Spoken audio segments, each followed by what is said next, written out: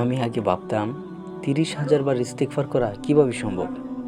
অন্যদের গল্পে যখন দেখতাম কেউ দিনে হাজার হাজার বার ইস্তেগফার করছে, আমি অবাক হয়ে ভাবতাম আমি কখনোই পারবো না, এটা আমার জন্য সম্ভব না। কিন্তু আমি থেমে যাইনি। আমি আল্লাহর কাছে কান্না করে দোয়া করতাম, ইয়া আল্লাহ, আমাকে ইস্তেগফার করার তৌফিক দিন, শক্তি দিন। আমি চাই আপনাকে বেশি বেশি ডাকতে। আলহামদুলিল্লাহ, আলহামদুলিল্লাহ, আল্লাহ আমার দোয়া কবুল করেছেন। যদি চাও আর আল্লাহর কাছে তাওয়াক্কুল রেখে বারবার চাইতে থাকো, তবে কিছুই অসম্ভব না। আজ আমার ইস্তেগফার যাত্রার দ্বিতীয় দিন।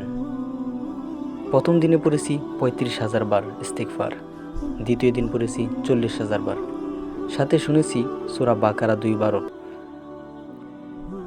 যদিও অন্যান্য জিকির কিছুটা কম হয়েছে, তবু চেষ্টা করেছি, একেবারে বাদ দিইনি। আলহামদুলিল্লাহ, চেষ্টা করছি। আগে যেটা অসম্ভব মনে করতাম, আজ সেটা সম্ভব হচ্ছে শুধুই আল্লাহর দয়ায়। তাই বলছি, কখনো হাল ছাড়বেন না। যদি আজ থেকে আপনি কাঁদতে কাঁদতে শুধু বলেন আস্তাগফিরুল্লাহ, আস্তাগফিরুল্লাহ, হয়তো এইটুকুই আপনার জন্য খুলে দিবি বরকতের আকাশ, ইনশাআল্লাহ।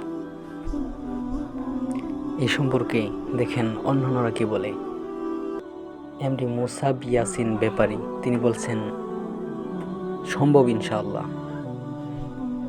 আইজাল ফাইজা তিনি বলছেন, আসসালামু আলাইকুম আপু, আমি শুনেছি যারা সবসময় ইস্তেগফার পাঠ করে তাদের দোয়া কবুল হয়, আমার জন্য একটু দোয়া করবেন প্লিজ আপু। আমিনা খাতুন তিনি বলেছেন ইনশাআল্লাহ। ভাবে পড়তে হয় প্লিজ একটু বলবেন। আবিদা সুলতানা হুমায়রা বলছেন ইস্তেগফারের কারিশমা পড়তে ভীষণই ভালো লাগে। মায়ের বাদন একদিনে একটু কিভাবে এতবার পড়েন, হিসাব রাখেন কিভাবে।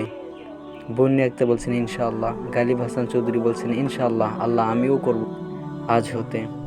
MD Shahadat inspirational story, let's start. So আপনিও শুরু করতে পারেন, জাযাকুমুল্লাহ।